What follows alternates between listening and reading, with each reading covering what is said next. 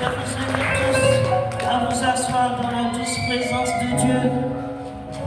Nous lui avons dit avec moi. Je vous remercie, je chante. Béni soit le Seigneur. Nous allons commencer, avant de passer à la parole, nous allons commencer par une exhortation. La Bible dit en Genèse 25,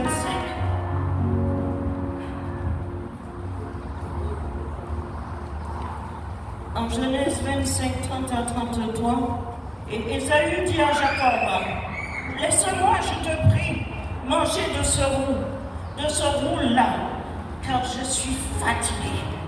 C'est pour cela qu'on a donné à Ésaü le nom d'Édom. Jacob dit, vends-moi aujourd'hui ton droit d'aînesse. Vends-moi aujourd'hui ton droit d'aînesse. Ésaü répondit, voici, je m'en vais mourir. À quoi me sert ce droit d'aînesse? Je m'en vais mourir. À quoi me sert ce droit d'aînesse? Et Jacob dit, jure-le-moi d'abord. Il le lui jura. Et il vendit son droit d'aînesse à Jacob. Cette exhortation ce matin, soyez bien à l'écoute. C'est pourquoi je demandais de baisser la musique, qu'on puisse bien entendre ce que la parole dit, car la Bible nous dit quoi? Il envoya sa parole, et sa parole les guérit, sa parole les délivre, sa parole libère. Alléluia. Nous avons besoin d'entendre cette parole. Frères et sœurs, nous avons donc ici le cas d'une personne qui est sous pression pour satisfaire quoi? Pour satisfaire sa chair. Cadian las, en bon il fait ça, en fatigué. Voilà, c'est ça qu'il dit. Il dit aujourd'hui, voilà, donne-moi ce roux-là, donne-moi ce repas-là que tu as là, parce que moi j'ai faim. J'ai faim, mais je suis fatigué. Alléluia. À partir du texte, nous pouvons donc détecter jusqu'où une situation aussi embarrassante peut mener celui qui cède à la pression de la chair. Parce qu'il y a des moments où nous avons une pression de la chair et qui nous amène quelquefois dans des endroits où on ne devrait pas être. Mais la Bible nous montre qu'à partir de là, son nom a changé. Alléluia. Son nom a changé. Donc, le nom que Dieu a pu changer, les gens vont se référer facilement à toi par quoi? Par la norme avec laquelle tu t'es positionné dans la chair. Donc, le nom d'Ésaü changea pour devenir Édom, qui signifie roux. Il a demandé de manger le roux.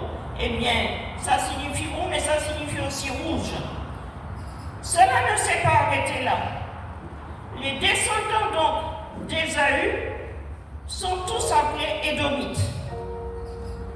La deuxième chose, il a abandonné le spirituel. Alléluia, il a abandonné Ésaü pour être Édom. Pourquoi? Pour un plat de lentilles. Il a abandonné le spirituel qui normalement doit être permanent dans ta vie.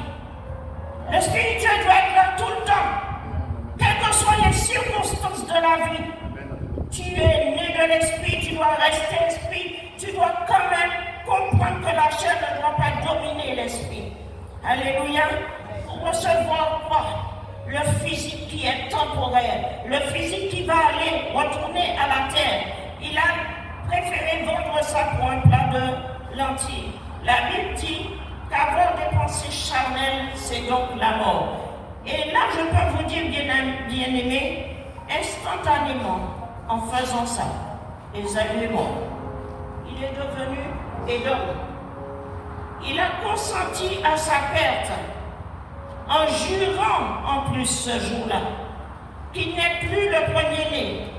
Dieu a fait de lui le premier-né, mais lui, il jure pour un plat de lentilles. Donc, pour les besoins de la chair, il n'a pas regardé si peut-être Dieu l'avait mis en jeûne pour une raison spirituelle. Non, il a regardé aux besoins de la chair. Je suis fatigué. Et puis donne-moi, dépêche-toi de me donner les lentilles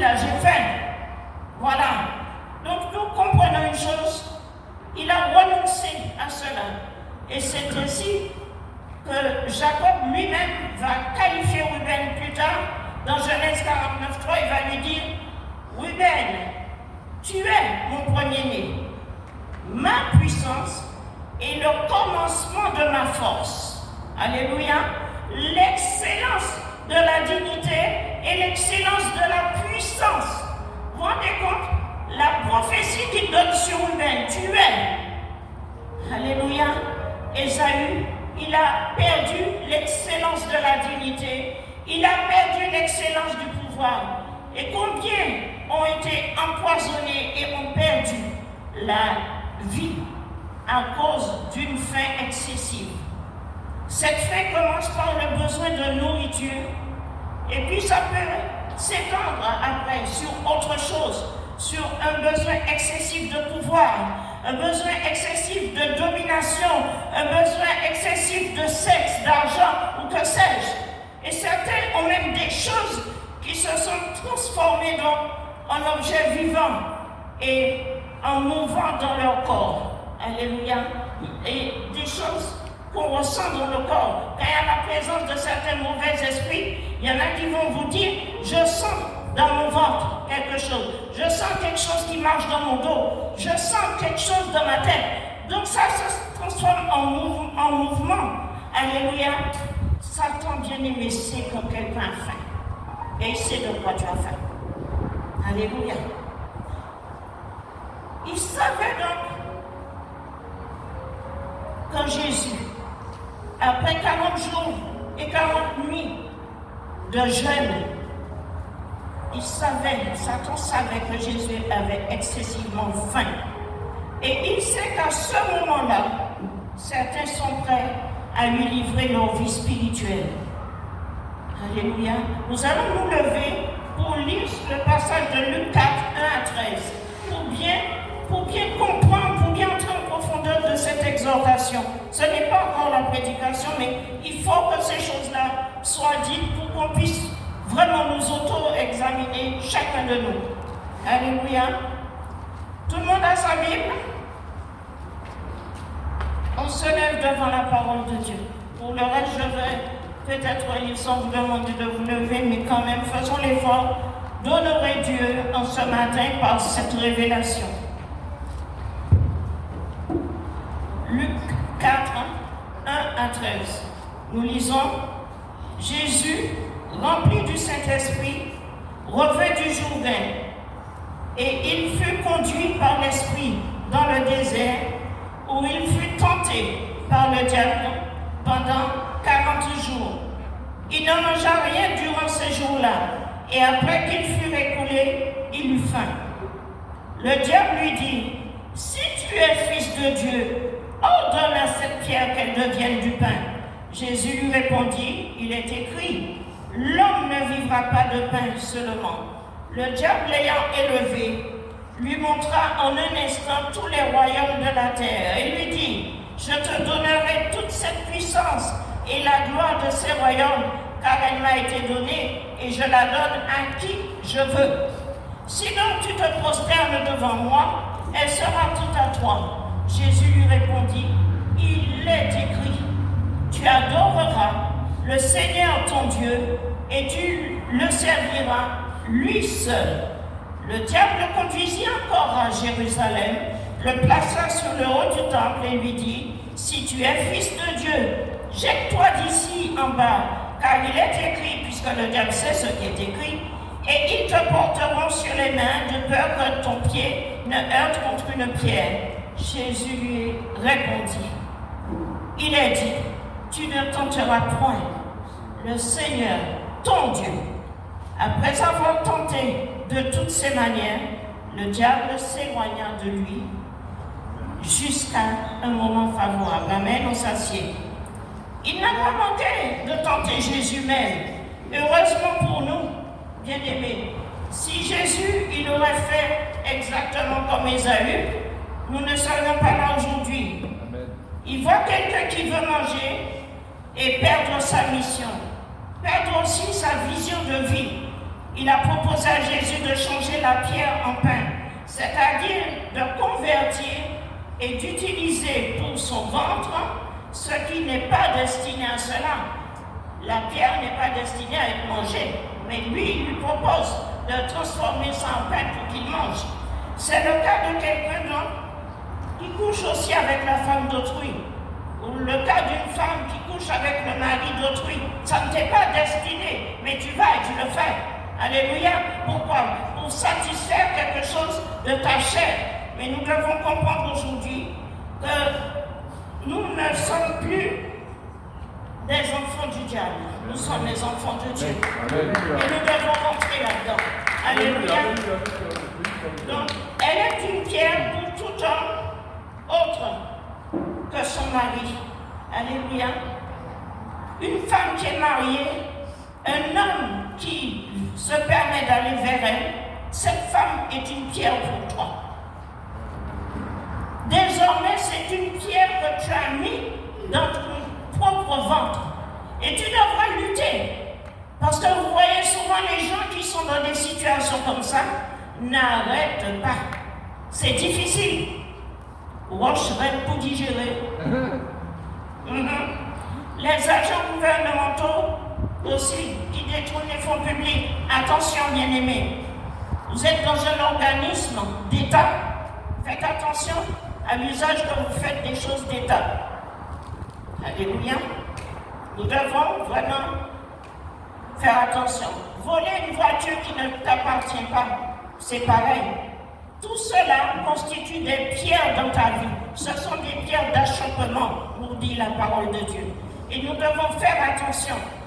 Ensuite, nous devons comprendre que lorsque le diable vient comme ça,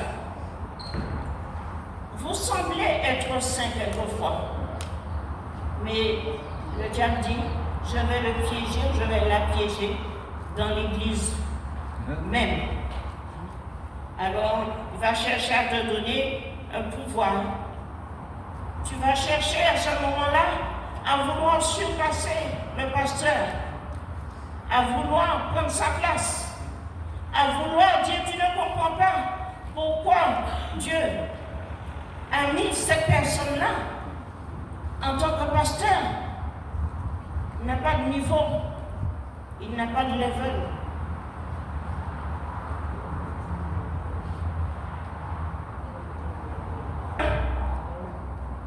Ensuite, il va te faire comprendre qu'il peut te donner tout, richesse, femme, homme, pour que tu sois l'homme ou la femme le plus puissant, la plus puissante et le plus célèbre. Jésus nous a enseigné, bien-aimés, comment résister à toutes les tentatives du diable. Concernant la nourriture, les autres besoins physiologiques, il y a une réponse. L'homme ne vivra pas de pain seulement. Alléluia. Des fois, on est dans une situation difficile, on nous fait des propositions et nous acceptons ces propositions-là, sans réfléchir, sans même en référer au pasteur, parce que tu penses que selon la loi de la République, tu es libre. Mais qu'en est-il de la loi divine? Qu'en est-il de cette loi divine? Où Dieu t'a-t-il placé, bien-aimé? Qu'est-ce que Dieu a fait pour toi? Concernant donc les fausses religions, Jésus donnera aussi une réponse dans Luc 4:12. Il dit, tu ne tenteras pas l'Éternel ton Dieu. Nous sommes des enfants de Dieu bien-aimés. Nous sommes les enfants du Dieu très haut. Ne laissons pas le diable nous mentir. Non, nous sommes Dieu devant Pharaon. Et nous devons tenir devant le diable. Alléluia. Ainsi, nous sommes assis au-dessus avec Jésus, dans le lieu céleste en Christ. Est-ce pour la richesse? Est-ce pour la gloire? Bien-aimé, quelle que soit la réponse que tu pourras avoir, il faut apprendre à dire à l'ennemi de sortir, de reculer loin de toi. Il n'a point part avec toi maintenant. Tu as choisi Jésus, tu as fait un choix délibéré. On t'a tenté, on ne t'a pas tenté pour ce choix-là. On t'a parlé de Jésus et tu as trouvé que c'était bon, que c'était agréable de recevoir le pain de vie. Et tu sens que tu vis enfin. Mais il y en a un qui veut ta mort. L'exhortation de ce matin, c'est de te dire qui a volé ton héritage. L'héritage que Dieu avait pour Ésaü a été volé pour un plat de lentilles. C'était le droit d'aînesse qui lui conférait beaucoup de choses, mais non pour un plat de lentilles.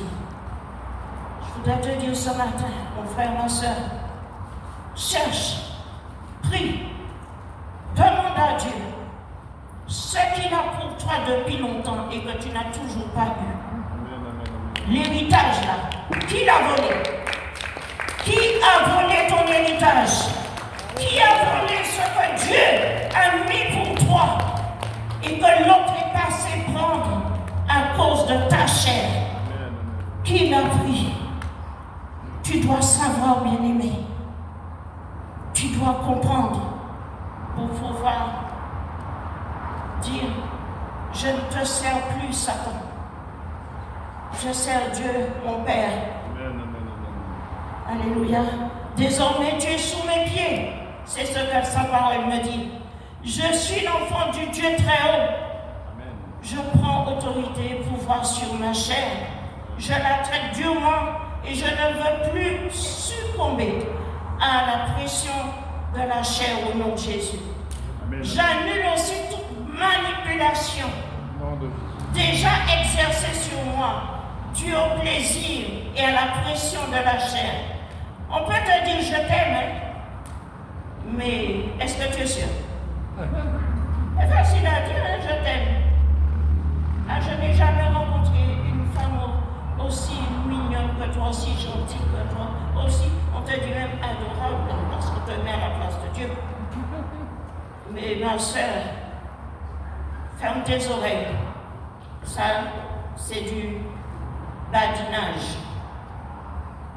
Je fais taire donc par le nouvel homme qui grandit en moi toute voix satanique qui pourrait contribuer à me faire dérailler. Et puis aujourd'hui, il faut vraiment ordonner à notre âme, à notre esprit, à notre corps d'être libre maintenant de toute pression satanique pour faire ce qui me fera tomber au nom de Jésus. Quelle que soit la pression qui cherche à te faire tomber, au nom de Jésus, tu dois prendre autorité sur cela. Alléluia, alléluia. Tu dois prendre autorité. Tu dois prier pour que ton héritage te soit restitué par celui qui l'a volé. Alléluia. Tu dois lui dire, va-t'en, loin de moi. Alléluia. On a pris un peu de temps pour l'exhortation, mais j'espère que vous avez compris. Amen. Il y en a un qui cherche à voler ce que Dieu a pour toi, mon frère, ma soeur. Jeunes gens, jeune fille, ne donne pas ta virginité à n'importe qui. Dieu a prévu quelqu'un pour toi. Tu es la côte de quelqu'un. Tu ne peux pas être la côte de 50 hommes. Non, tu es la côte d'un homme, pas de 36. Alors ne va pas plus vite que Dieu. Ne cherche pas à satisfaire ta chair, parce que la copine a déjà fait, mais c'est son problème. Mais toi, garde-toi pur. Amen. Garde-toi pur. Garde-toi pur, ma fille. Jeune gens, toi aussi, garde-toi pur. Garde-toi. Je ne cesserai pas de le dire. Gardez-vous pur. Toi qui es une jeune veuve, toi qui es divorcée, garde-toi pur aussi. C'est pas parce que tu as déjà goûté que tu vas encore regoûter ailleurs. Alléluia. Garde-toi pur. Alléluia. Sanctifions-nous. Sanctifions-nous. Sanctifions-nous, bien-aimés. Jésus revient pour chercher une église comment? Sans tache ni ride. Mais si tu bâtis fort à droite, à gauche, à quel moment tu seras sans tache, sans ride? À quel moment seras-tu vraiment propre, saine? Alléluia. Nous devons abandonner cela. Nous devons vraiment laisser cela. Racheter le temps. Tu l'as fait par ignorance. Repends-toi. Repends-toi. Repends-toi. Et reviens. Dis Seigneur, oui.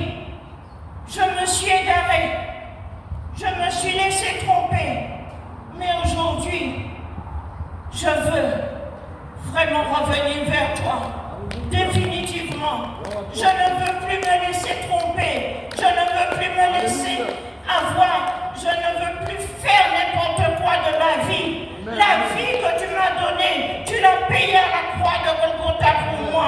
Tu l'as payée un grand prix. Je ne veux pas dilapider ce que tu m'as donné. Car tu es ce que j'ai de plus cher au monde. Tu es ce que j'ai qui est au-dessus de tout amour, qui est au-dessus de toute considération, qui est au-dessus de toute richesse. Alléluia. Nous devons comprendre ces choses, bien-aimés. Il est temps pour l'Église. Église, relève-toi et sois sanctifié. Relève-toi, Église. Ne reste pas où tu es. Relève-toi. Relève-toi. Il est temps pour toi de te relever, de reconnaître où tu es passé, par quel chemin tu es allé, où Dieu ne t'avait pas envoyé. Et attends-toi à ce que ton héritage te soit restitué à ce moment-là. Alléluia. Alléluia. La question aujourd'hui pour le message du jour, c'est pourquoi Jésus est-il mort sur une croix? Jésus.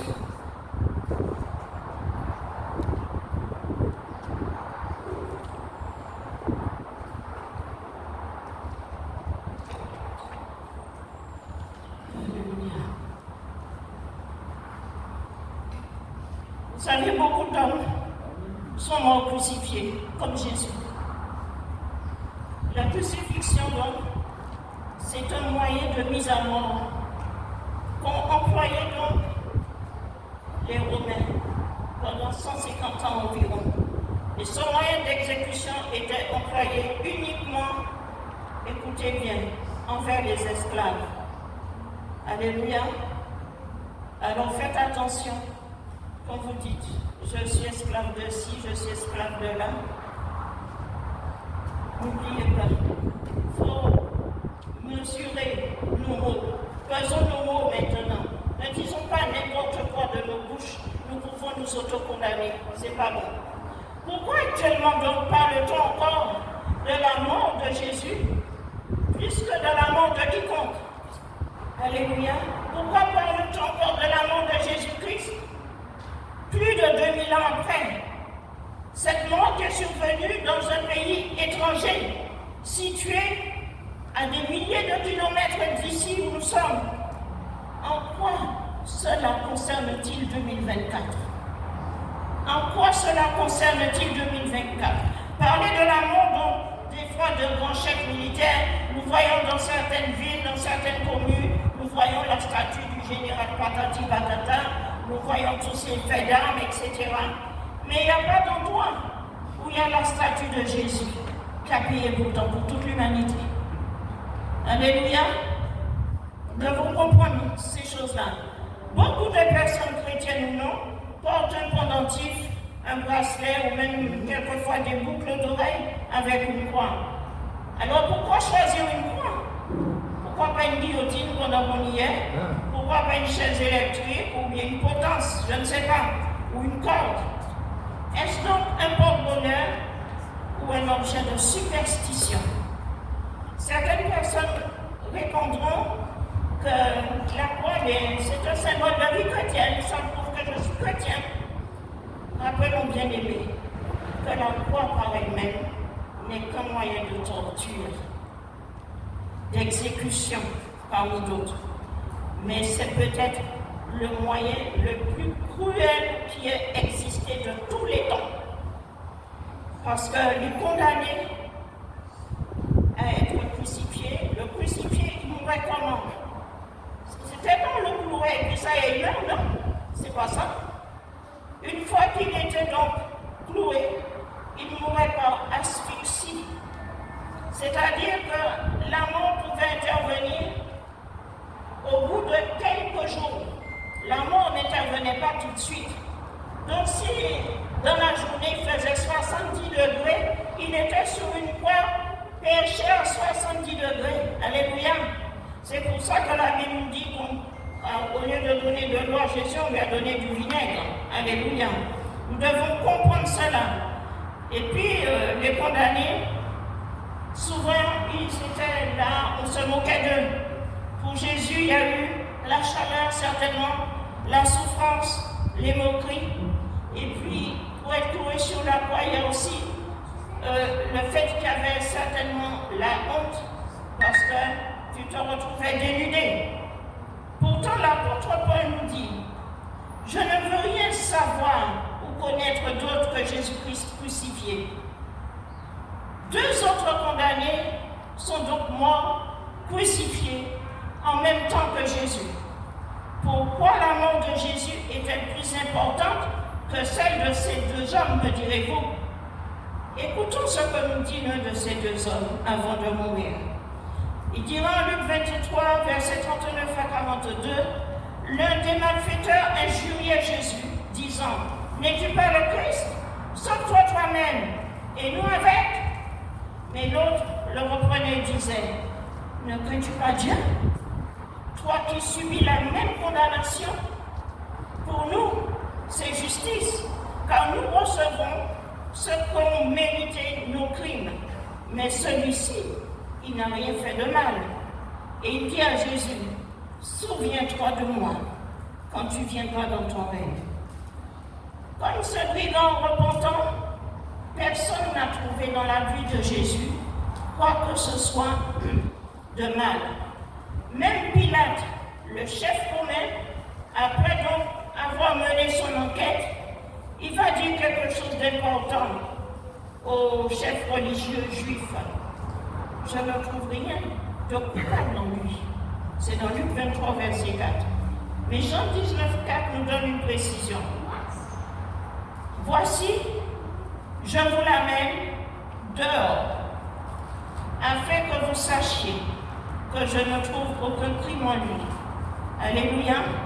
Donc c'est Pilate qui dit ça. Et pourquoi il dit, je vous l'amène dehors?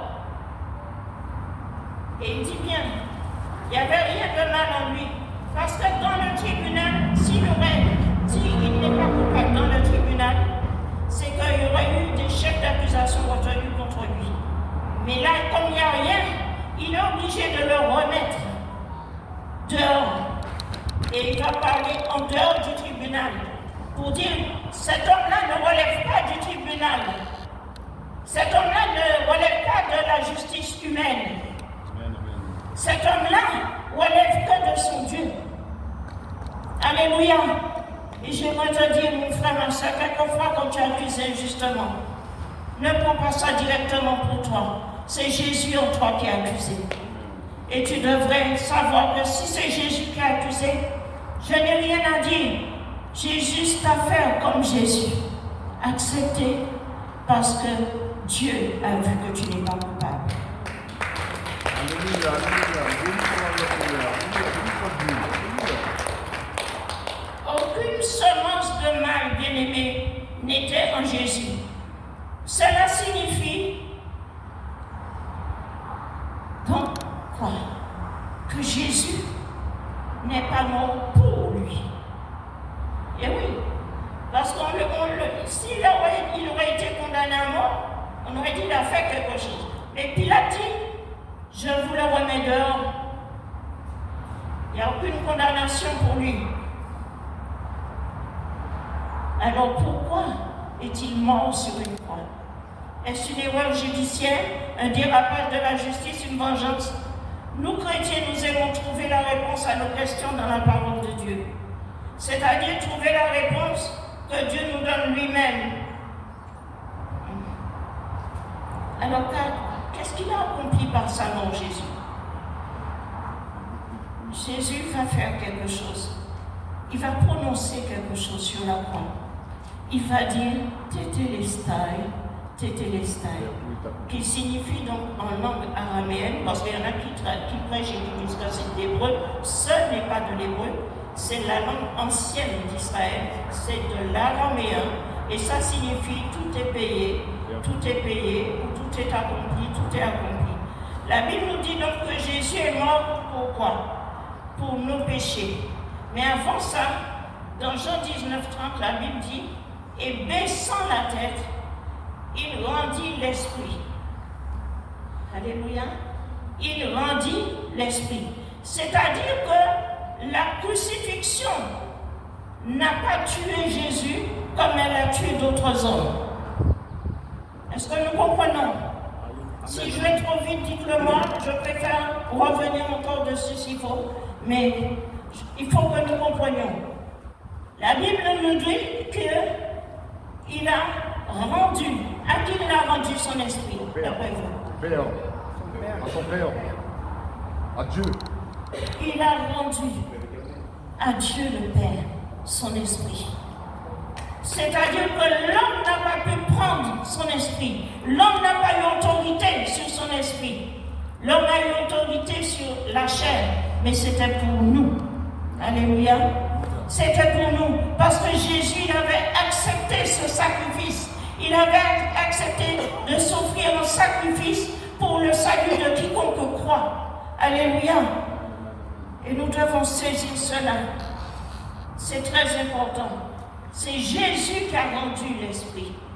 C'est lui-même qui a dit, Père, entre tes mains, Seigneur, entre tes mains. Et vous voyez que là, dans ce passage-là, Jésus ne va pas appeler Dieu Père.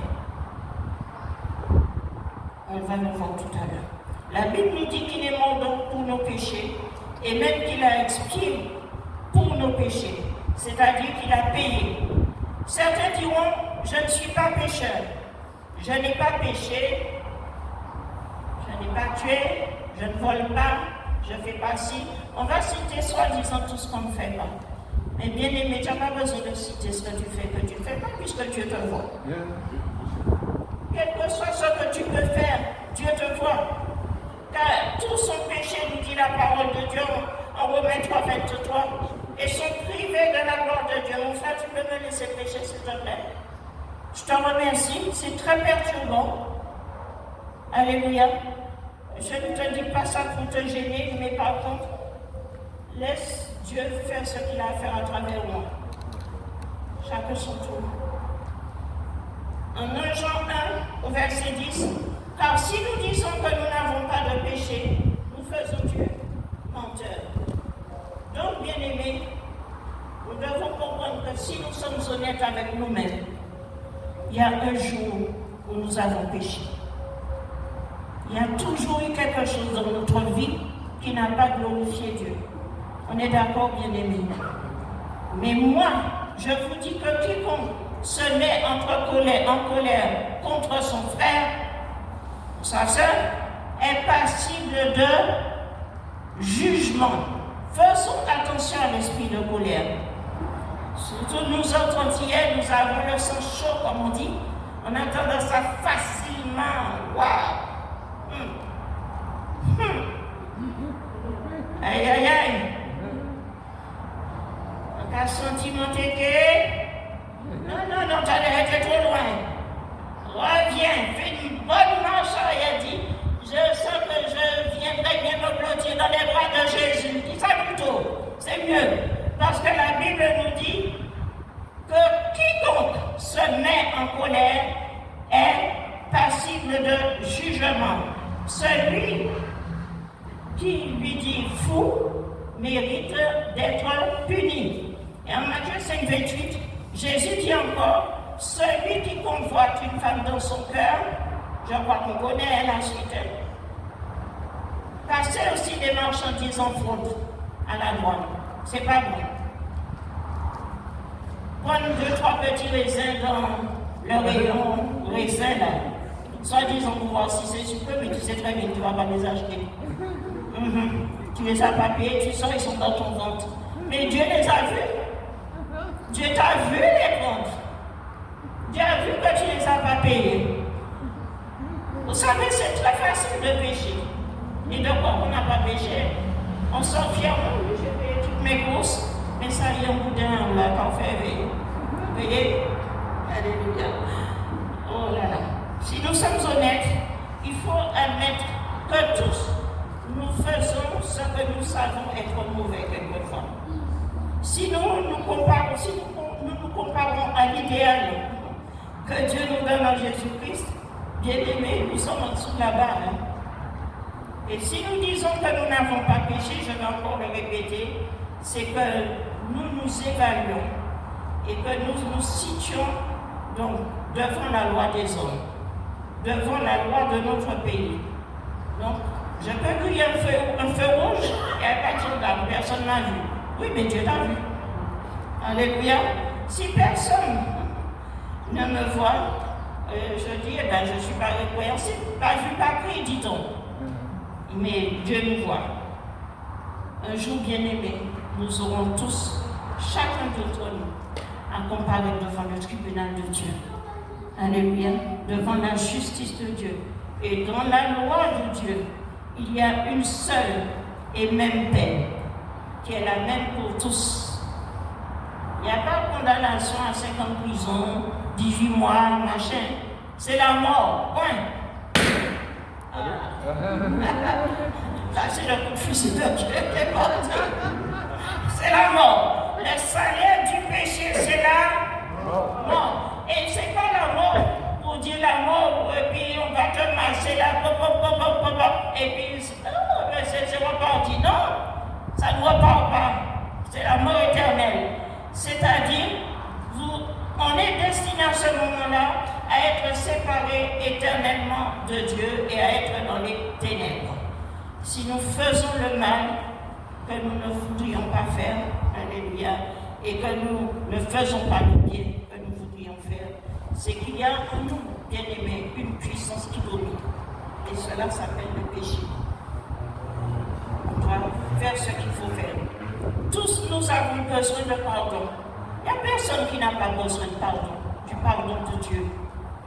Qui ne voudrait pas se libérer d'échecs anciens dans nos vies, ou de paroles malencontreuses que nous avons prononcées, ou de gestes déplacés faits sur le coup de la colère. Alléluia. Mais nous devons comprendre, bien-aimés. Certains diront, je ne fais que mentir, c'est tout, c'est petit péché. Mais avec ta langue, tu peux emmener quelqu'un au cimetière. Il faut faire attention à tout ça.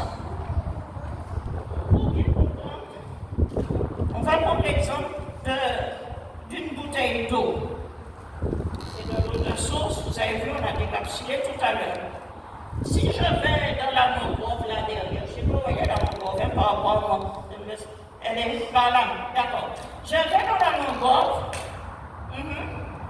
je ramasse un peu de vase dans la mangrove, bien touillé, et je mets dans ça. Est-ce que c'est bon à boire encore? Non, elle est souillée. Est-ce que c'est consommable encore? Eh bien, c'est la même chose. Quand tu as demandé pardon à Dieu, tu as demandé pardon pour tes péchés, que Jésus t'a lavé par son sang. Quand tu vas te vautrer après dans quelque chose, tu vas dire, ah oui, c'est un petit mensonge. Eh bien, tu es comme l'eau de source propre dans laquelle j'ai mis l'eau de la mangrove. On n'applaudit pas, non? Et pour moi, ça a été une révélation. Je me suis dit, waouh, Seigneur, qu'est-ce que tu me dis là? Pendant que je préparais le message, quand j'ai entendu ça, j'ai dit, Seigneur, je veux garder mon eau propre. Je ne veux plus mettre l'eau de la mangrove dans l'eau que je suis devant toi. Je ne veux plus. Nous devons comprendre cela, bien-aimés. Nous sommes là pour comprendre ce que Dieu nous dit aujourd'hui. Le mensonge est donc une captivité, bien-aimé. Et chaque fois que tu vas mentir, quand tu vas être démasqué, tu vas mentir pour cacher ton premier mensonge d'après toi. Mais tu iras de mensonge en mensonge. Alors abandonne cela. À cause de sa sainteté, Dieu est obligé de se détourner de nous quelquefois. Nous fuyons nous-mêmes sa lumière parce que nos œuvres nous accusent devant lui. Il n'en était pas ainsi quand Dieu a créé Adam et Ève. Ils étaient à la ressemblance et à l'image de Dieu, c'est-à-dire parfaits. Ils ont été créés pour avoir une relation d'amour avec Dieu. Et Dieu leur avait recommandé de ne pas faire certaines choses. comme de vrais parents le font avec leurs enfants. Comment? Par amour. Et aussi pour les protéger. Quand tu dis à ton enfant, regarde s'il y a le petit bonhomme vert pour voir si tu peux traverser la route, ainsi, même si tu n'es pas là, tu le protèges. Parce que tu lui as inculqué cela. Nous devons comprendre cela. Bien-aimés, Dieu ne veut pas de robots. Dieu ne nous a pas. Il nous a créés avec une volonté capable de choisir. C'est pour ça qu'il dit, j'ai mis devant toi, on a cité ce matin, la vie et la mort, choisis la vie pour que tu vives. Adam et Ève n'ont pas donc écouté. Ils ont désobéi volontairement. Et les conséquences, on les subit jusqu'à maintenant. Alléluia. On les subit encore. C'est ainsi que la mort est rentrée dans la vie d'Adam et Ève. C'est ainsi aussi que la peur est rentrée. C'est aussi ainsi que la honte est rentrée, puisqu'ils ont vu, ils ont reconnu qu'ils étaient nus, alors qu'avant ils n'avaient pas remarqué cela. C'est ainsi que la culpabilité est rentrée. Et c'est aussi ainsi qu'est rentrée l'accusation, puisqu'Adam dira, oui, la femme que tu as mis auprès de moi. Alléluia. Ils sont devenus pécheurs et ils ont donné naissance à des pécheurs. Et je voudrais vous dire, quand il dit, la femme que tu as mis à côté de moi, la femme, elle venait d'où? Elle ne venait pas de l'intérieur d'Adam. Alléluia. La femme, elle venait de l'intérieur d'Adam. Dieu a pris une côte. C'est pourquoi je dis aux jeunes filles, tu n'es pas la côte de n'importe qui. Tu n'es pas la côte de 4 personnes à la fois. Alléluia. Donc, quand Dieu prend cette côte-là, il n'a pas pris de la terre comme il a pris pour Adam. Comprenez bien, mes sœurs, les jeunes filles, nous n'avons pas été tirés de la terre comme l'homme. Nous avons été tirés de l'intérieur de l'homme. Donc de ce que Dieu avait fait qui était propre, parce qu'il n'y avait pas une infection dans Adam, non. Alléluia, nous devons comprendre. Mais que faisons-nous de ça? Est-ce que nous réalisons à quel point, parce que souvent on veut dévaloriser la femme en disant oui, ceci, cela. Mais la femme, elle est sortie de l'intérieur de l'homme. Et je voudrais dire à ceux qui sont mariés, quelquefois, quand on est en colère contre madame, c'est contre soi-même, hein, parce que c'est ce qui est au-dedans de toi qui est devant toi. Amen, amen. Ah ouais, mon frère Audrey. Amen. Alors, c'est encore mieux. Alléluia. La Bible nous apprend donc que par le pardon des péchés, alléluia, ce pardon-là ne peut s'obtenir que par le sang d'un juste qui paye, qui expie et qui prend notre place. Et c'est ce que Jésus fera. Il prendra notre place. Jésus prendra notre place sur la croix. Il va se placer entre nous et Dieu et il va porter tous nos péchés, passés, présents, à venir, à chacun d'entre nous. La conséquence de nos péchés est venue sur sa vie et il en est mort par amour pour nous, pour chacun d'entre nous. Car celui qui n'a point connu le péché, Dieu l'a fait devenir péché pour nous, afin que nous devenions justice de Dieu en Jésus. C'est ainsi que Dieu donc voulu se réconcilier avec l'homme et que Dieu a voulu nous pardonner, car Dieu était en Christ, réconciliant le monde avec lui par le Christ. Est-ce que nous saisissons cela? C'est par le Christ que nous sommes réconciliés avec Dieu. On ne peut pas être réconcilié avec Dieu sans avoir reçu. Alors le coup de marteau qui enfonçait les clous dans les mains et les pieds de Jésus, le Père lui-même, il les recevait dans son cœur, parce que c'était son Fils unique. Pendant des siècles, les hommes ont sacrifié des agneaux ou d'autres béliers, je ne sais pas, pour le pardon des péchés. Mais ce sang-là ne faisait que couvrir le péché. Il ne le pardonnait pas. Il ne l'ôtait pas, pardon. Voilà. Il n'enlevait pas ce péché-là. Le péché était juste couvert par le sang de l'agneau, du bélier ou quoi. Mais l'agneau de Dieu, lui,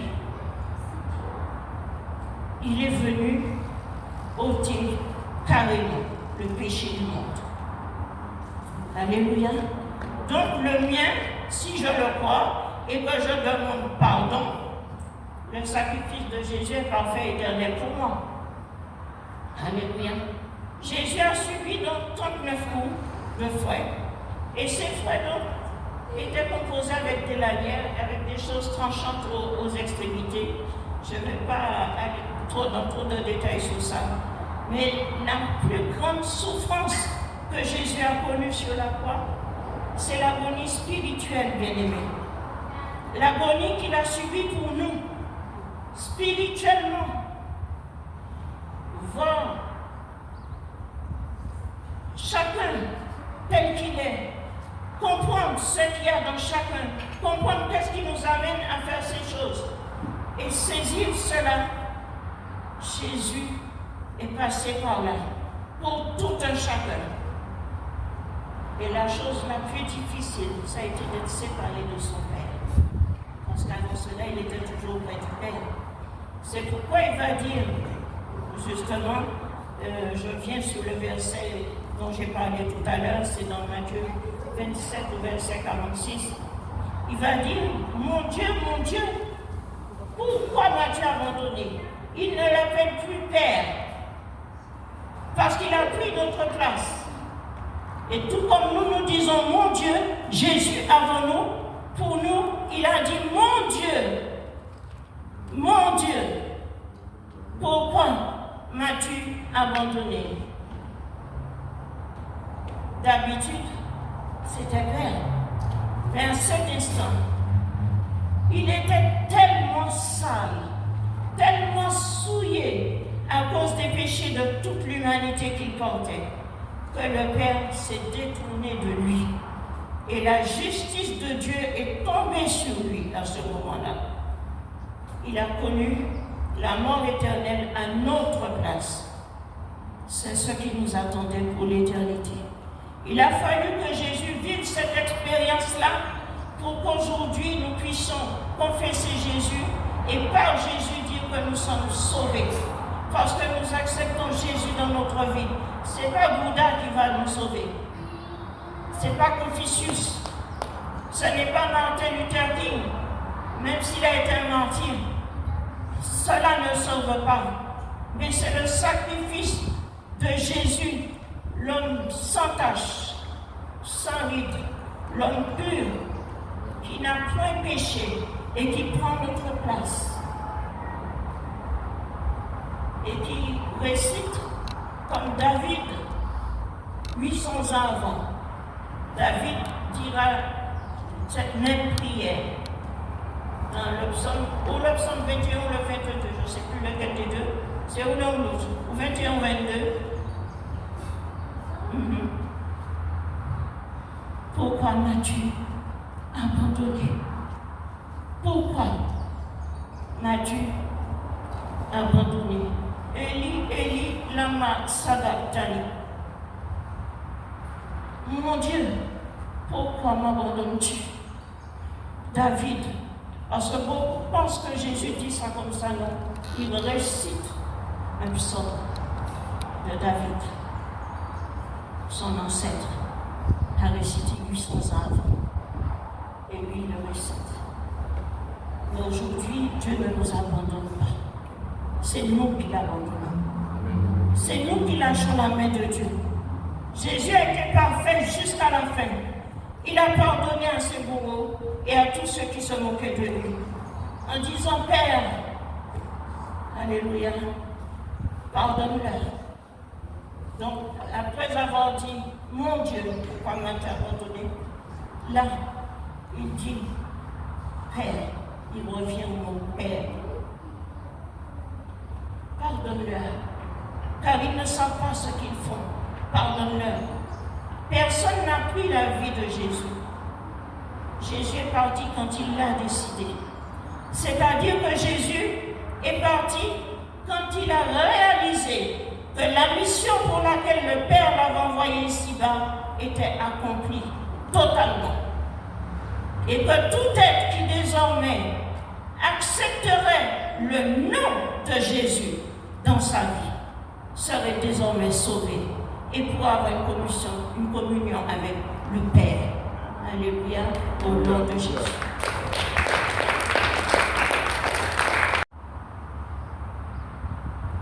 Ça va pour tout le monde?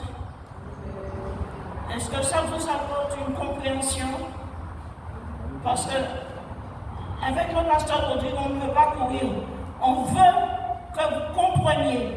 Nous sommes en train de faire un travail de remettre les fondements en place, remettre les fondations en place, et nous voulons que vous puissiez comprendre. Si vous n'avez pas compris, il vaut mieux venir nous trouver plutôt que d'aller téléphoner à quelqu'un qui est soi-disant je ne sais pas qui. Vous savez, des fois, on aime appeler un ancien pasteur, mais est-ce que tu sais qu'il avait établi? Si Dieu t'a sorti de là, pourquoi tu vas l'appeler maintenant? Dieu t'a donné un pasteur.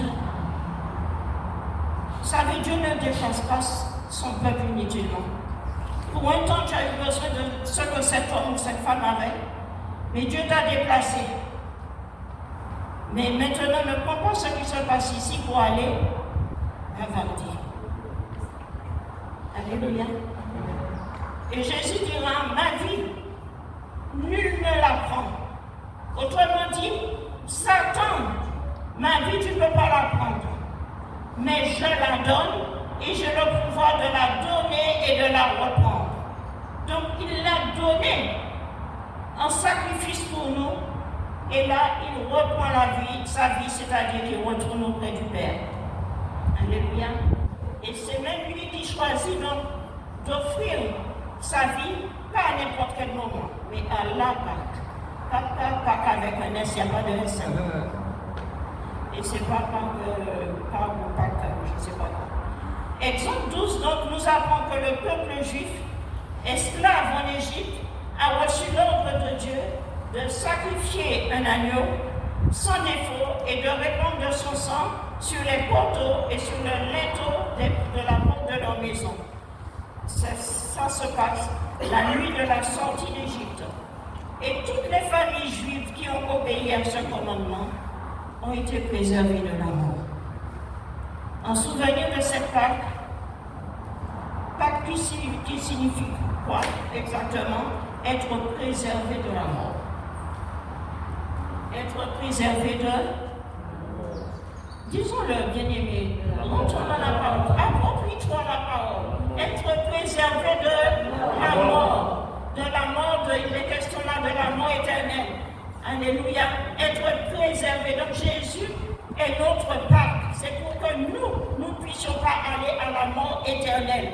Nous pouvons pécher, mais l'Esprit de Dieu va nous montrer que nous avons péché et nous allons nous repentir et nous réconcilier avec Dieu parce que nous devons être sauvés. C'est le plan de Dieu, puisque Jésus dira plus tard, voici, toutes celles que tu m'as confiées, elles sont là. Il n'en manque aucune. Toutes les brebis que le Père lui a confiées, elles sont là. Il n'en manque aucune. Tu t'inquiètes pour ton fils, tu t'inquiètes pour ta fille qui vient pas à l'église. Je te dis, sois en paix. Dis déjà merci à Dieu pour son salut, au lieu d'aller le titiller ou la titiller pour lui dire, ah ouais, ça va faire la bonne,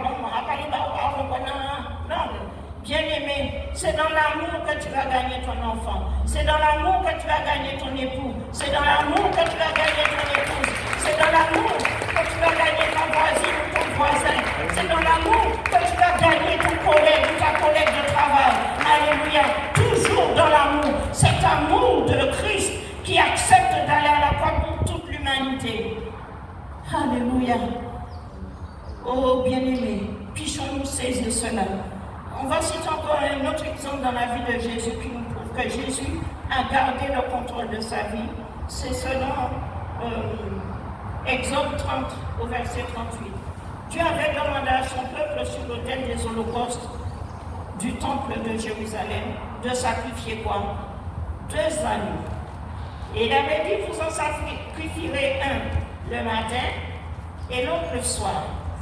Sur la croix, Jésus a choisi donc de remettre sa vie entre les mains de son Père à l'heure de l'offrande du soir.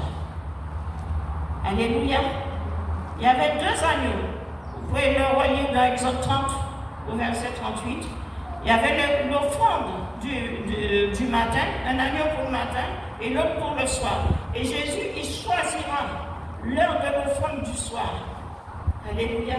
Il va démontrer encore une fois qu'il est l'agneau de Dieu et que le temps des sacrifices de sang, le temps d'aller couper le cou d'un coq, ni coq blanc, ni coq rouge, ni coq je ne sais pas comment, d'aller couper la tête d'un mouton, laissez le mouton autour de la pelisse pour vous, c'est mieux, alléluia.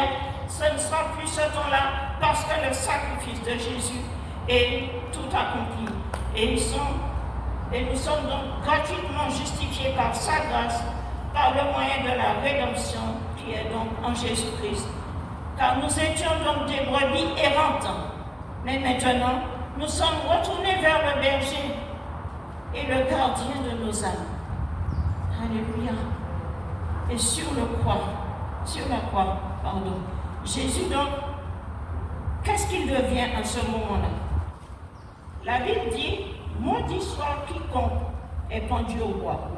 Et c'est pour cela qu'il va mourir sur le croix. C'était afin de ramasser toutes les malédictions. Parce que s'il était mort pendu, il n'aurait pas ramassé les malédictions. Est-ce que nous saisissons? Maudit soit. Donc il accepte quoi? D'aller à la croix.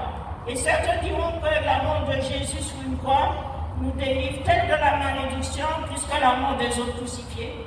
En effet, les évangiles nous apprennent que les 2 autres hommes ont été crucifiés en même temps que Jésus. Mais les évangiles les présentent comme étant des brigands. Cela veut dire qu'ils sont morts, comment? Maudits à cause de leur péché et non sans cause. Mais Jésus, il a été à la croix sans cause. La cause qu'il a défendue, c'est notre cause. Vous êtes foi, vous dire Amen pour ça. Vous êtes foi. Amen. Alléluia. Vous vous rendez compte, Jésus, il prend tous nos péchés et dit voilà. Et comme l'oiseau s'échappe, ainsi la malédiction sans cause n'aura plus d'effet sur chacun de nous. Alléluia. Amen. La malédiction sans cause. Jésus était sans péché, c'est-à-dire qu'il était juste. Donc la malédiction n'avait aucune prise sur sa vie. Même si on le clouait sur la croix, c'est nos malédictions qu'il est venu prendre et il a porté nos malédictions, il s'est fait malédiction à notre place pour nous délivrer de toute malédiction qui repose sur nos vies. Lui seul avait cette capacité. Cette délivrance de la malédiction que nous offre Jésus, nous en voyons le premier résultat avec l'un des brigands. Parce qu'il va dire, c'est justice pour nous, car nous recevons ce qu'ont mérité nos crimes. Mais celui-ci, il n'a rien fait de mal. Et dit à Jésus, souviens-toi de moi. Souviens-toi de moi quand tu seras où? Dans ton règne. Donc il reconnaît que Jésus a un royaume. Il reconnaît que Jésus est un roi. Alléluia. Il lui dit quand tu seras dans ton règne. Il ne lui dit pas quand tu seras auprès de ton Père. Il dit quand tu seras dans ton règne. Alléluia. Et Jésus lui répond, en vérité, aujourd'hui même tu seras avec moi dans le paradis. Vous pouvez me faire signe pour l'heure, parce que je n'ai pas de montre.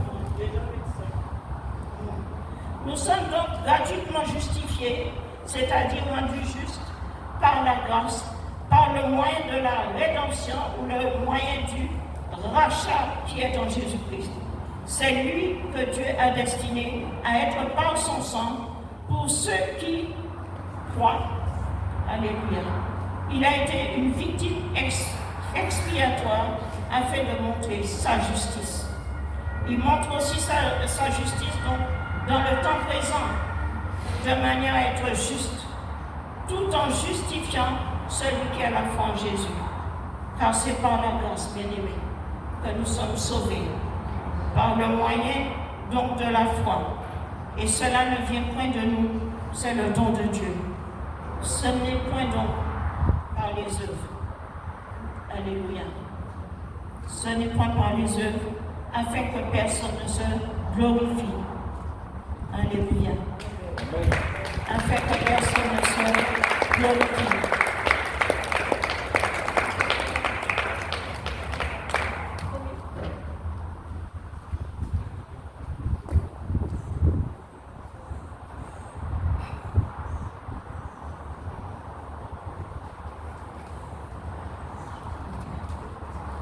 Alléluia. Nous bénissons le Seigneur. Amen, amen, amen. Nous allons pas à pas. Nous bénissons le Seigneur. Parce que je n'ai pas de montre, mais je sens dans mon esprit que, voilà, que le Seigneur me donne.